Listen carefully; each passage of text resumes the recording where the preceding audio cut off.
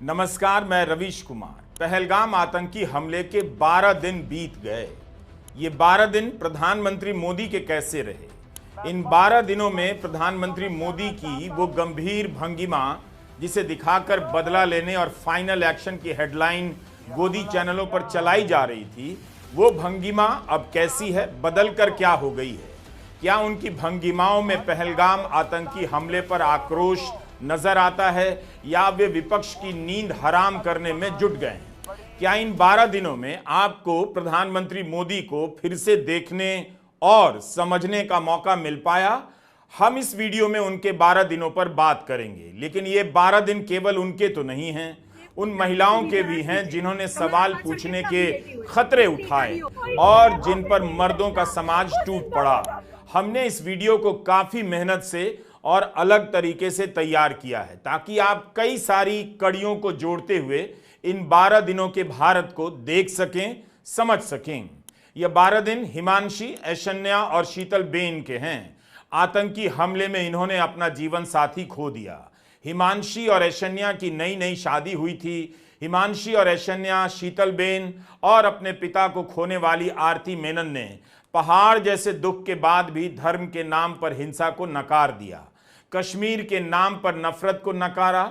इनके ऐसा करते ही उन लोगों की सारी सहानुभूति पलट गई जो इनकी तस्वीरों के जरिए गांव-गांव में भड़का रहे थे कि धर्म पूछकर मारा है, बदला लेना है। शोक संतप्त हिमांशी को वही राइट विंग अब भद्दी भद्दी बातें कह रहे हैं, अब शकून से जोड़ रहे हैं।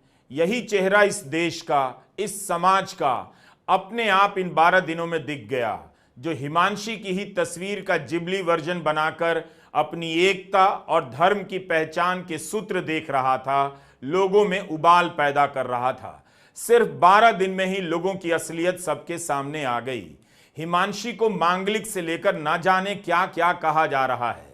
आतंकी हिंसा के नाम पर नफरत की राजनीति की दुकान चलाने वालों का चेहरा इन्हीं 12 दिनों में सामने आया है। कम से कम प्रधानमंत्री मोदी इसी की निंदा कर देते कि लेफ्टिनेंट विनय नरवाल की पत्नी ने जो कहा है, हम सभी को उनकी भावना का आदर करना चाहिए। ऐसा कुछ नहीं कहना चाहिए जिससे हिमांशी के जख्म हरे हो जाएं।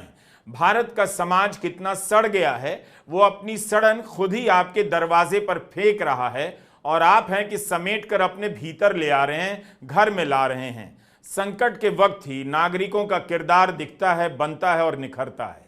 संकट के वक्त नेताओं के किरदार का भी पता चल जाता है। इन 12 दिनों में अगर प्रधानमंत्री मोदी को देखना है, समझना है, तो केवल उनके कार्यक्रमों, बयानों और तस्वीरों में मत झांकिए। सबको पता है खबरों में वही चलेगा जो हुकूमत चाहेगी। उन तस्वीरों में भी झांकिए जो गोदी मीडिया में गायब रहती है या जिन पर चुप्पी छा जाती है। वरना मीडिया में इस बात की चर्चा होती कि जिस दिन प्रधानमंत्री मोदी केरला में गौतम अडानी के साथ सहज हो रहे थे, उनकी तारीफ कर रहे थे कि केरला में इतना अच्छा बंदरगाह बना रहे हैं कि गुजरात के लोग नाराज होने वाले हैं। ऐसी गुदगुदी शायद ही किसी को नसीब होती है, वो भी उन 12 दिनों में जब देश को मिट्टी में मिला देंगे और प्यासा मार देने के जुनून की आग में जलाया जा रहा था। संयोग देखिए, उसी दिन अडानी का चेहरा एक और जगह नजर आया। दिल्ली से निकलने वाली पत्रिका कैरवा के कवर पर कई महीनों की पड़ताल के बाद तैयार की गई नीलिना एमएस की रिपोर्ट का मुखड़ा है कि 2018 में ईडी और सीबीआई मॉरिशस में अगुस्ता वेस्टलैंड हेलीकॉप्टर घोटाले की जांच कर रही थी, लेकिन उन्हें अडानी के नेटवर्क के सुराग मिल गए। हमने रिपोर्ट नहीं पढ़ी, लेकिन आप कारमा खरीदकर तुरंत पढ़ें। इसके जवाब में अडानी समूह ने कहा है कि रिपोर्ट के तथ्य गलत हैं, कोर्ट की अवमानना हो सकती है। यह अडानी समूह की प्रतिष्ठा को दूषित करने का प्रयास है। फिर भी कारमा पत्रिका ने इसे छापा है और इसके अंश एक्स पर शेयर किए जा रहे हैं। हम इसके बारे में इसलिए भी बता रहे हैं ताकि आप इन 12 दिनों की 2 तस्वीरों को देख सकें। फरवरी महीने में रॉयटर्स ने खबर छापी थी अडानी समूह को लेकर ही। रॉयटर्स ने लिखा था कि फरवरी में अमेरिका की सेबी जैसी संस्था SEC ने भारत के कानून मंत्रालय से गौतम अडानी और सागर अडानी के मामले में जांच में मदद मांगी थी। मार्च में द हिंदू की खबर आई कि कानून मंत्रालय ने इस मामले में समन भेजने का काम गुजरात की अदालत को सौंप दिया है और अमेरिकी एजेंसी का समन ऑर्डर गुजरात के एक सेशंस कोर्ट को भेजा गया है और कहा है कि इससे जुड़े कागजात अदानी के अहमदाबाद वाले पते पर भिजवा दिए जाएं। अब इसी 12 दिनों में इकोनॉमिक टाइम्स की एक नई रिपोर्ट आई है। 26 अप्रैल की फोरम गांधी और मौलिक व्यास की यह खबर देखिए। इकोनॉमिक टाइम्स की इस खबर के अनुसार न्यूयॉर्क की अदालत में दायर की गई स्टेटस रिपोर्ट में बताया गया है कि अमेरिका की एजेंसी फरवरी से लेकर अप्रैल तक यानी 2 महीने से भारत के सहयोग का इंतजार कर रही है।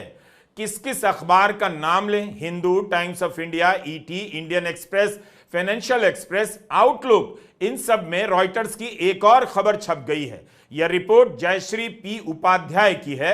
जयश्री ने लिखा है कि सेबी ने अदानी के भतीजे प्रणव अदानी पर इनसाइडर ट्रेडिंग का आरोप लगाया है और जांच हो रही है। प्रणव अदानी समूह की कई कंपनियों में निदेशक हैं।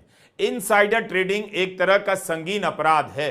प्रणव अदानी ने रॉयटर्स से कहा है कि वे इन आरोपों को सेटल करने की कोशिश कर रहे हैं। उन्होंने किसी कानून का उल्लंघन नहीं किया है। सोचिए, अदानी समूह के साथ प्रधानमंत्री मोदी कितनी सहजता से नजर आते हैं। उन्हें तमाम खबरों के बाद भी अदानी के साथ दिखने की मुश्किलता की कोई चिंता नहीं। मुश्किलता शब्द का जन्म ही अदानी के साथ पीएम मोदी की सहजता से हुआ है। गौतम अदानी के खिलाफ अमेरिका में जांच, उनके अरबपति भतीजे प्रणव अदानी के खिलाफ भारत के अखबारों में खबर छपी है, मामला चल रहा है और इन लोगों को कोई मुश्किलता नहीं है, सहजता ही सहजता है।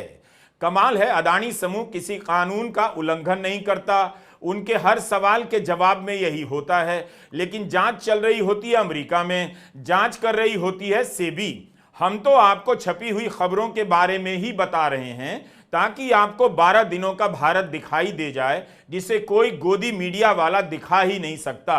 अदानी के खिलाफ जांच में अमेरिका की सेबी जैसी संस्था मदद मांगती है और उसे सहयोग का इंतजार करना पड़ता है। तो इसका मतलब है कि कैरवां की पत्रकार नीलिना एमएस ने कितना बड़ा जोखिम उठाया है अदानी समूह को लेकर 26 पेज की रिपोर्ट लिखने में, जिसे अदानी समूह गलत बता रहा है। नीलिना और कैरवां के संपादक को पता होगा कि दुनिया के इतने बड़े कॉरपोरेट समूह के बारे में रिपोर्ट करने के क्या खतरे हैं, लेकिन उन्होंने यह रिस्क लिया।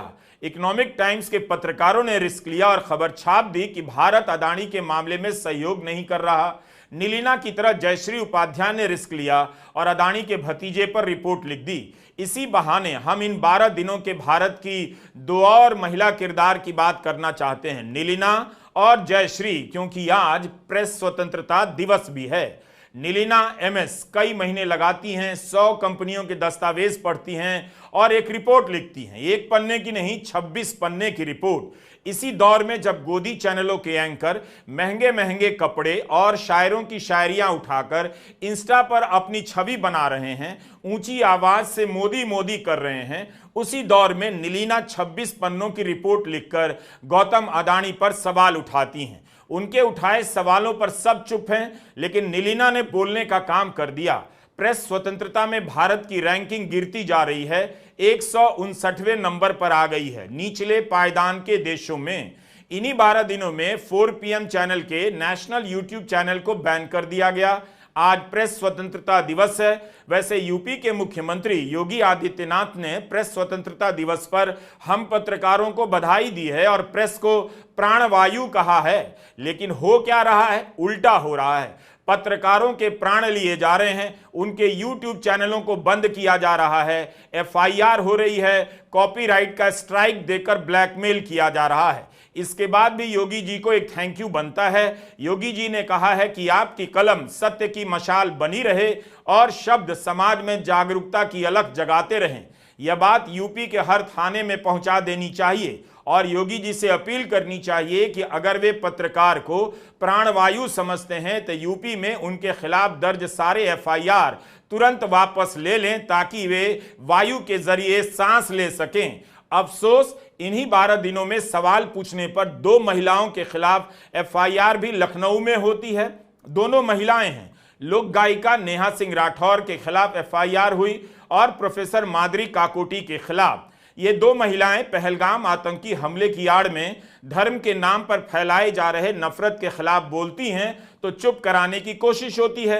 ये भी उसी तरह प्रतिकार करती हैं जैसे पहलगाम आतंकी हमले के बाद नफरत का माहौल बनाने निकले लोगों की टोली के खिलाफ हिमांशी और ऐशन्या प्रतिकार करती हैं।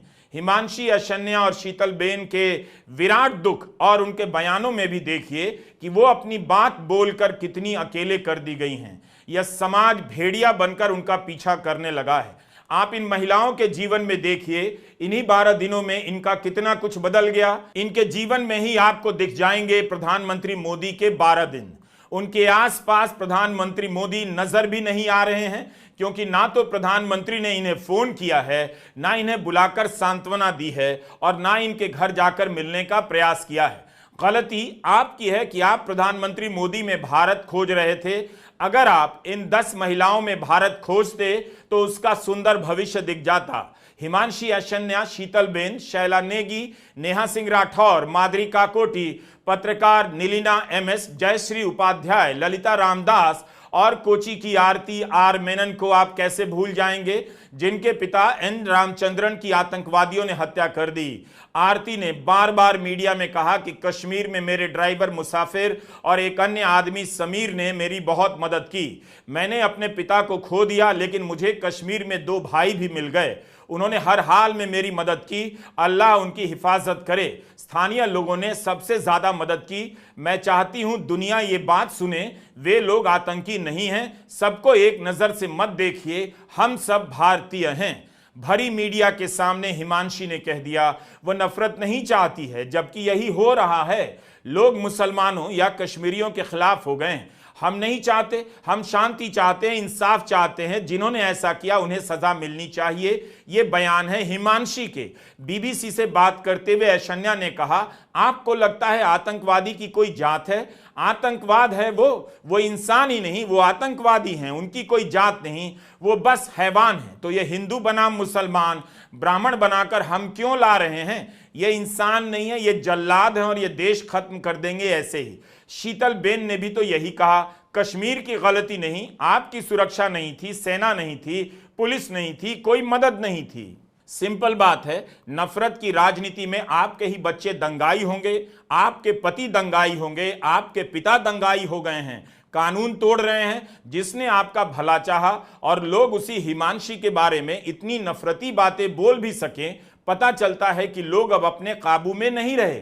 इसी कड़ी में एक और महिला इस देश को मिल गई इन्हीं 12 दिनों में, शैला नेगी, जो नैनीताल में सनक चुकी भीड़ के बीच चली जाती हैं, लोगों से सवाल करने लगती हैं। शैला नेगी ने भरी भीड़ में उषा भाभी नाम की महिला से पूछा, जो घटना हुई है हम उसके खिलाफ हैं, लेकिन इन दुकानदारों को क्यों मारा जा रहा है? हिंदू मुसलमान क्यों कर रहे हैं आप लोग? इतनी गंदी गालियां दे रहे हैं मुसलमानों को ये लोग। उस लड़की के बारे में कोई बात नहीं कर रहा जो रेपिस्ट है। इसके बाद शैला नेगी का एक बयान आता है कि उन्हें यह बात कहने के लिए बलात्कार की धमकी दी जा रही है। शैला ने कहा कि एक लड़की के साथ बलात्कार की घटना के विरोध में लोग सड़क पर उतरे, लेकिन वे मेरे साथ बलात्कार की बात कर रहे हैं, मुझे झील में फेंक देने की बात कर रहे हैं। यह 12 दिनों का भारत प्रधानमंत्री नरेंद्र मोदी का भारत नहीं है।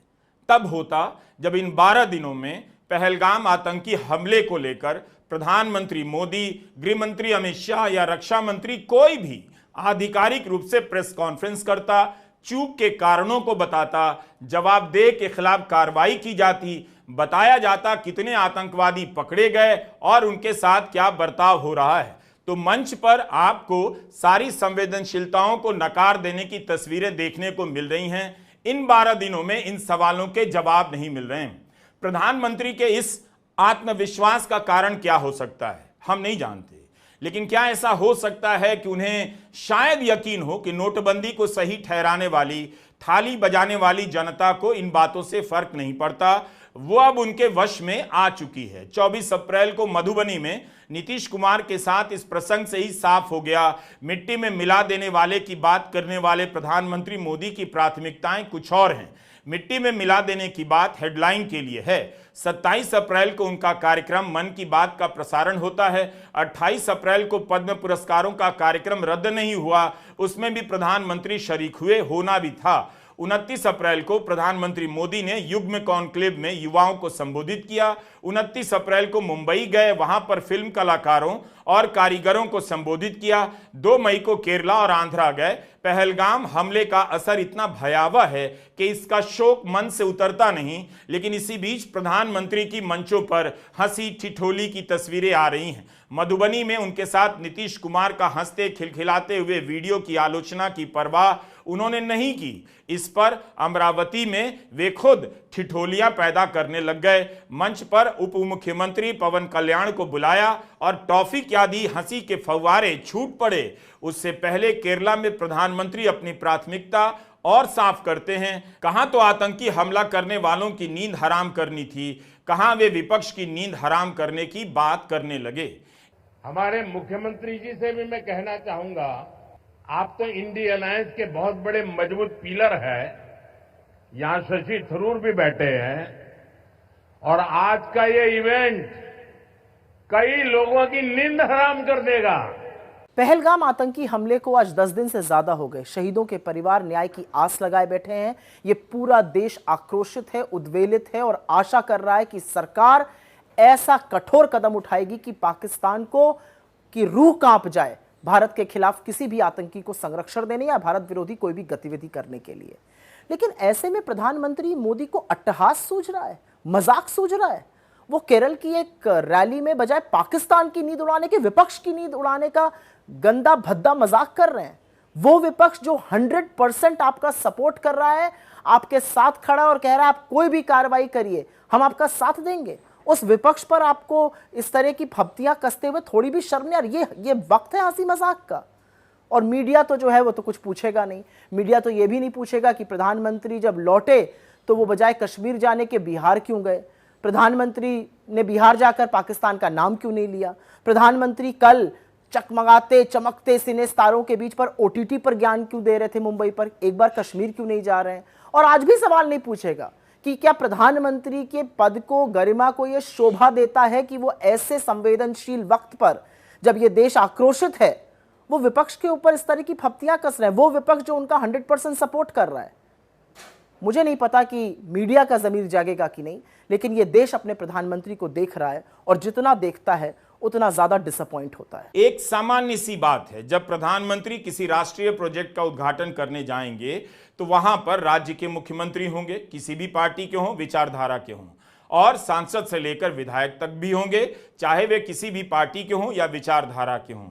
उनके होने को इस तरह से राजनीतिक रूप प्रधानमंत्री दे रहे हैं कि विपक्ष की नींद हराम हो जाएगी। हराम शब्द इसी के साथ राष्ट्रीय और क्यूट बन जाता है। प्रधानमंत्री मोदी की ये 9 तस्वीरें हैं। ये सभी तस्वीरें पुलवामा हमले के बाद 23 फरवरी 2019 के अपने फ्रंट पेज पर टेलीग्राफ अखबार ने छापे थे। और इन तस्वीरों में आप देख सकते हैं कि बिहार से लेकर महाराष्ट्र और विदेश दौरों पर प्रधानमंत्री काले कपड़े में हैं। टेलीग्राफ अखबार ने इसे रेखांकित भी किया है, लेकिन हेडलाइन में व्यंग्य किया है और लिखा है कि एंटी नेशनल, आपको शर्म आनी चाहिए। आप कैसे कह सकते हैं कि प्रधानमंत्री शोक में नहीं है। अखबार उनके काले कपड़ों को तो दिखा रहा है, मगर तस्वीरें ऐसी हैं जिनमें प्रधानमंत्री अट्टहास करते हुए नजर आ रहे हैं। और ये सभी तस्वीरें कब की हैं? पुलवामा के हमले के बाद की हैं। इसलिए हमने कहा कि पहलगाम हमले के बाद के 12 दिनों को आप प्रधानमंत्री मोदी की तस्वीरों, कार्यक्रमों में देखेंगे तो बहुत कुछ नहीं दिखेगा। हिमांशी नौसेना के अफसर लेफ्टिनेंट विनय नरवाल की पत्नी हैं। उनके दुख को किसी ने नहीं समझा, जबकि ये लोग दिन रात सेना के नाम पर जज्बात भड़काते रहते हैं। खैर, प्रधानमंत्री ने फोन तक नहीं किया। इसका मतलब यह नहीं कि हिमांशी के साथ कोई नहीं। इन 12 दिनों की एक और नायिका से मिलिए, ललिता रामदास। इनके पिता भारत के पहले नौसेना अध्यक्ष रहे। इनके पति भारत के 13वें नौसेना अध्यक्ष एडमिरल रामदास रहे। ललिता रामदास ने हिमांशी को सार्वजनिक पत्र लिखा है। मैं नहीं जानता कि इस तरह तमाम चीजों को जोड़कर देश और समाज को देखने का यह तरीका आपको पसंद आएगा या नहीं, लेकिन जैसे ही आप कारवां पत्रिका के कवर पर छपी अदानी की तस्वीर और केरला में प्रधानमंत्री मोदी के साथ अदानी की तस्वीर को जोड़ते हैं, देश खुशी से लहलहाता हुआ नजर आता है। झूठ की ज्वाला में सत्य फतिंगे की तरह तड़प कर जलता हुआ नजर आता है। जैसे कोई भांड में मक्के को उछलता देख आनंद ले रहा हो, वैसे ही आपको फुटकते छिटकते उछलते कूदते ये 12 दिन भारत के दिखाई देने चाहिए। प्रिय हिमांशी, मेरा नाम ललिता रामदास है। मैं एक नेवी अफसर की बेटी हूँ और एक नेवी अफसर की पत्नी भी। मेरे पिता और पति दोनों नौसेना अध्यक्ष थे, पहले और 13वें। मुमकिन है एक नौसैनिक की सबसे बुजुर्ग बेटी और एक नौसैनिक की सबसे बुजुर्ग पत्नी के नाते तुम्हें यह निजी श्रद्धांजलि भेज रही हूँ, उसे जो नौसैनिकों की पत्नियों के परिवार में शायद सबसे नई है, सबसे कम उम्र की है। मैंने प्रेस में दिए तुम्हारे बयान को बार बार देखा है। मुझे तुम पर गर्व है। तुमने जिस अद्भुत हिम्मत, धैर्य और विश्वास से मुसलमानों और कश्मीरियों के विरुद्ध चल रही नफरत के खिलाफ बयान दिया है, वो उल्लेखनीय है और इस समय उसकी बहुत ज़रूरत है। तुमने कहा हमें सिर्फ शांति चाहिए। तुमने यह भी कहा कि हमें इंसाफ चाहिए और ये बिल्कुल सही बात है। तुम एक परफेक्ट फौजी पत्नी हो हिमांशी। इस सर्विस, संविधान और हमारे धर्मनिरपेक्ष मूल्यों के प्रति निष्ठावान हो। साफ है कि तुम ऐसी महिला हो जो जानती है कि वो किस में विश्वास करती है। विनय जैसे नेवी मैन के लिए तुमसे ज्यादा बहादुर और कोई पार्टनर हो ही नहीं सकती। तुमने जो कहा है वो इस देश के हर आजाद ख्याल नागरिक के मन की बात है। हम सभी को तुम्हारे प्यार और करुणा के संदेश को दूर तक ले जाना चाहिए। शुक्रिया हिमांशी। मैंने 2 दिन पहले एक पत्र लिखकर chief of naval staff secretariat को भेजा है। उम्मीद है तुम्हें मिल जाएगा। मुझे अपना पता भी भेजना। मैं अपना पत्र तुम्हें सीधे करनाल भेजना चाहती हूँ। ललिता। पहलगाम हमले के 12 दिनों में हमने कितनी महिलाओं से मिला दिया जिनमें देश का किरदार दिखता है, गलत को गलत कहने का साहस दिखता है। क्या आप इन 12 दिनों के इन चेहरों को नहीं देखना चाहेंगे? शीतलबेन, हिमांशी अशन्या, शालू नेगी, नीलिना MS, जयश्री और ललिता रामदास। इनकी चिंताओं में जो भारत दिखता है वो आपको प्रधानमंत्री मोदी की चिंताओं और भंगिमाओं में नहीं दिख सकता है। मीडिया ने बहुत कोशिश तो की प्रधानमंत्री की सीरियस तस्वीरों से आक्रोशित भारत को दिखाने की। इतनी गंभीरता, इतनी चिंता, इतना आक्रोश, बैठक पर बैठक, ये कर देंगे वो कर देंगे। रक्षा मंत्री से मिल रहे हैं, सेना के तीनों अंगों के प्रमुखों से मिल रहे हैं। मिलते मिलते अब किससे मिल रहे हैं? तो यहां पवन कल्याण को टॉफी खिला रहे हैं, वहां अदानी को गले लगा रहे हैं। प्रधानमंत्री कार्यालय की उस गंभीरता में नाटकीयता थी या इस स्वाभाविकता में नाटकीयता है? निबंध प्रबंध लिखें, एक टॉफी मैं भी दूंगा आप दर्शकों को। आतंकी हमला होते ही सारा फोकस प्रधानमंत्री मोदी पर। फाइनल एक्शन की हेडलाइन दौड़ने लगी। चैनलों पर एनिमेशन के जरिए स्टूडियो में लड़ाकू विमान घुसा दिए गए। लगा कि अब धावा बोलने की तैयारी है। वैसे एनिमेशन की क्या जरूरत थी? लड़ाकू विमान तो यूपी में उतारा गया, गोदी एंकर वहीं चले जाते। सेट तैयार था, वहीं से ललकारने की एंकरिंग कर आते। गंगा एक्सप्रेसवे, यूपी के इस नए एक्सप्रेसवे पर लड़ाकू विमान को उतारकर और उड़ाकर दिखाया गया। इस बार नेता स्मार्ट हो गए हैं, इंस्टा के लिए झट से रील बना लिया। बैकग्राउंड में ये विमान उड़ रहे हैं और नेताजी खिखिया रहे हैं। कॉपीराइट के नियम है, इसलिए इंस्टा वाला वीडियो यहां नहीं दिखा सकता। गंगा एक्सप्रेसवे से पहले पूर्वांचल एक्सप्रेसवे पर उतारा गया लड़ाकू विमान, उससे पहले लखनऊ एक्सप्रेसवे पर उतारा गया। इन लड़ाकू विमानों को लगता है एक नया काम दिया जा रहा है, यूपी की सड़कों को प्रमाणित करने का, इन पर उतरने और उड़कर टेस्ट करने का। आतंकी हमले के अगले दिन पटना में एयर शो हुआ, जिसे नीतीश कुमार से लेकर बीजेपी के मंत्रियों ने बड़े चाव से देखा। सड़क पर विमानों को उतारकर और उड़ाकर शौर्य का प्रदर्शन हो रहा है, लेकिन आतंकी हमले के जवाब में क्या होने वाला है, इस पर अब कोई नहीं बोल रहा है। तो दिख गया ना आपको 12 दिनों का भारत, 12 दिनों की राजनीति, 12 दिनों में भारत की कुछ स्त्रियां और 12 दिनों में प्रधानमंत्री मोदी। और इन्हीं 12 दिनों में दिखे ये 2 होनहार, एक का नाम चंदन मलाकर, दूसरे का नाम प्रज्ञाजीत मोंडल, सनातनी एकता मोर्चा के सदस्य बताए जा रहे हैं। बंगाल पुलिस के अनुसार इन दोनों पर कथित रूप से आरोप है कि इन्होंने रेलवे स्टेशन के भीतर पाकिस्तान का झंडा लगाया ताकि किसी मुसलमान को इसके आरोप में दबोचा जा सके और मुसलमानों के खिलाफ नफरत फैलाई जा सके। ये हालत हो गई है समाज की, मुसलमानों के प्रति नफरत फैलाने के लिए कोई हिंदू पाकिस्तान का झंडा लगा देता है। कितनी कम मेहनत में आग लगाई जा सकती है सिर्फ इसलिए कि किसी को पता है कि लोगों के बड़े वर्ग के पास समझने के लिए इतना भी दिमाग नहीं बचा है। हम बिल्कुल इन 12 दिनों में भारत के प्रधानमंत्री की ही बात कर रहे हैं। दरअसल उनकी राजनीति का सिरा जहां जहां जुड़ता है वहां वहां की बात करने से ही उनके बारे में बात हो जाती है। कोई यह सवाल नहीं कर रहा कि जिस वक्त पहलगाम में आतंकी हमला हुआ, अमेरिका के उपराष्ट्रपति जेडी वैंस भारत की यात्रा पर थे, जयपुर घूम रहे थे, आगरा टहल रहे थे, हवा महल देख रहे थे, ताजमहल देख रहे थे। He was on A seeing स्प्री। देखो देखो ये है इंडिया, क्या जलवा था इन जनाब का। भारत में हाहाकार मचा है।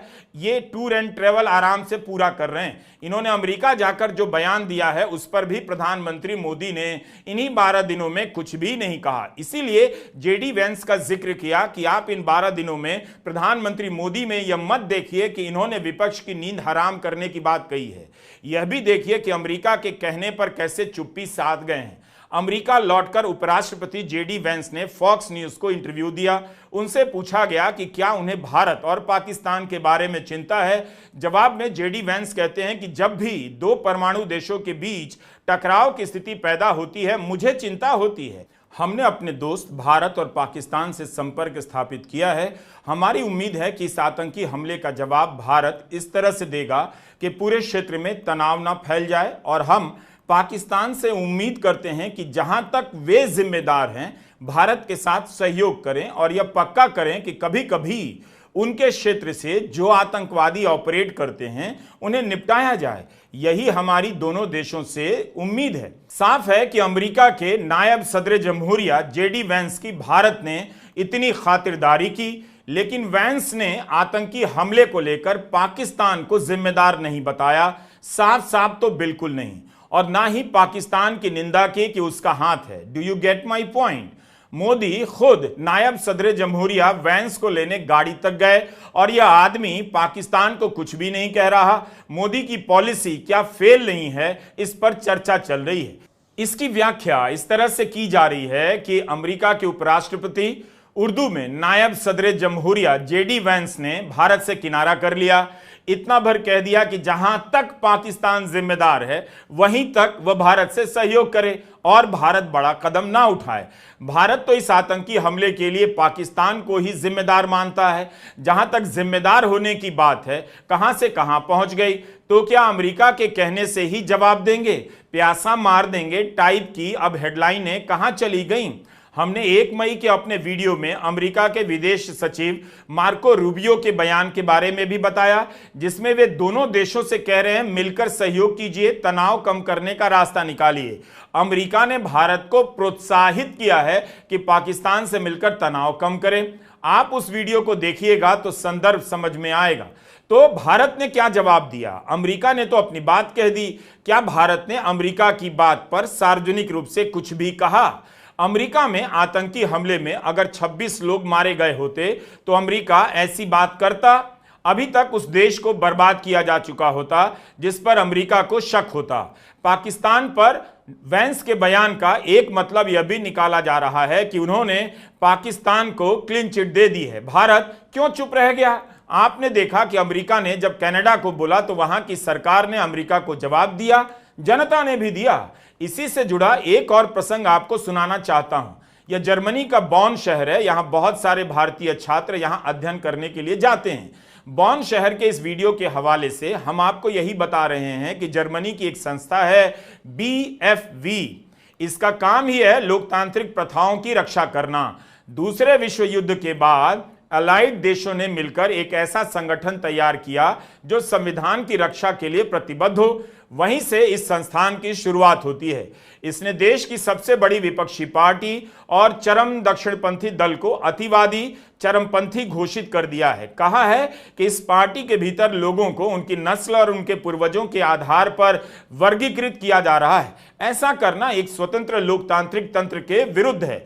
इस आदेश का असर यह होगा कि केंद्रीय संविधान रक्षा एजेंसी इस पार्टी की निगरानी कर सकेगी। अब इस पर अमेरिका के विदेश सचिव का बयान आया है। यह लोकतंत्र नहीं है, उसके वेश में तानाशाही है। क्या आपको पता है जर्मनी ने क्या जवाब दिया? जर्मनी के विदेश मंत्रालय ने जवाब दिया, और वह भी सार्वजनिक तौर पर एक्स पर जवाब लिखा है कि यह लोकतंत्र है। यह फैसला स्वतंत्र और गहन जांच के बाद लिया गया है और इसका उद्देश्य है संविधान और कानून की प्रक्रिया की रक्षा करना। इस मामले में अंतिम राय देश की स्वतंत्र अदालत की होगी। हमने अपने इतिहास से सीखा है कि दक्षिणपंथी अतिवाद को रोकने की जरूरत है। यह तस्वीर खुद राष्ट्रपति ट्रंप ने सोशल मीडिया पर पोस्ट की है। ट्रंप ने एआई का सहारा लेकर खुद को पोप की तरह बना दिया, पोप का मुकुट पहन लिया और उनकी कुर्सी पर विराजमान हो गए। इनसे ठीक एक साल पहले भारत के प्रधानमंत्री मोदी ने कहा था उन्हें यकीन है कि परमात्मा ने भेजा है। 12 दिनों में दुनिया कई बिंदुओं पर एक सी नजर आने लगी है, जिसे समझ लेना इतना आसान नहीं। आज जिन नेताओं के हाथ में आपका भविष्य है, उन्हें समझने की शक्ति आप में नहीं है। हो क्या रहा है दुनिया और देश में? क्या हम और आप समझने लायक बचे हैं, या फिर उन्होंने हमारे और आपके समझने की चिंताएं बंद कर दी हैं? एक दर्शक के तौर पर आज के समय और उसके किरदारों को समझना अपने आप को बहुत कष्ट देना है। आप कैसे समझेंगे? आपको पता ही नहीं कि आप समझ लिए गए हैं। थाली बजाकर आपने साबित किया है, आप बधाई के पात्र हैं। अब आते हैं उस सवाल पर कि इन 12 दिनों के भारत में आपने क्या देखा? भारत उबल रहा था, उबलाया जा रहा था, पाकिस्तान को जवाब दिया जाने वाला था, प्यासा मार दिया जाने वाला था, तड़पाया जाने वाला था। लेकिन ऐसी खतरनाक कल्पनाएं आपको जल्दी ही सीमा के इस पार साकार होती भी दिख सकती हैं। अच्छी बात है कि इस बार युद्ध का विरोध किसी ने नहीं किया, वरना उसे देशद्रोही कह दिया जाता। युद्ध की बात करने वाले ही अब युद्ध का समर्थन नहीं कर रहे हैं। ऐसा दुनिया के इतिहास में कम होता है। ललकारने के बाद ललकारने वाला चुप हो जाता है और बात करने लग जाता है जाति गणना की। कहां तो प्रधानमंत्री मोदी की तस्वीर दिखाकर गारंटी दी जा रही थी कि जब तक मोदी हैं तब तक बदले की बात को लेकर चिंता ना करें, लेकिन 4 दिन के भीतर प्रधानमंत्री मोदी की तस्वीर दिखाकर अब गारंटी दी जाने लगी कि प्रधानमंत्री ही जाति की गणना का फैसला ले सकते हैं। उन्होंने विपक्ष का मुद्दा छीन लिया है। मुद्दा बना रहे थे अपना कि पाकिस्तान को जवाब देंगे, बहस आ गई इस पर कि विपक्ष का मुद्दा छीन लिया है। हमारा वीडियो बार बार देखा कीजिए, एक बार में बहुत सी बारीक बातें छूट जाती हैं। इन 12 दिनों के भारत को देख लीजिए, उसकी भी जरूरत नहीं है। अपनी जिंदगी में ही झांक लीजिए। धर्म के नाम पर नफरत करने वालों ने इन दिनों अपनी दूसरी दुकान खोल ली है। अब वे जाति के नाम पर नफरत करने लग गए हैं। खुशी की बात है कि प्रधानमंत्री मोदी खुश दिखने लगे हैं, किसी के साथ हंसते हुए दिखते हैं, किसी को टॉफी खिला रहे हैं। आपको भी टॉफी जरूर मिलेगी। नमस्कार, मैं रवीश कुमार।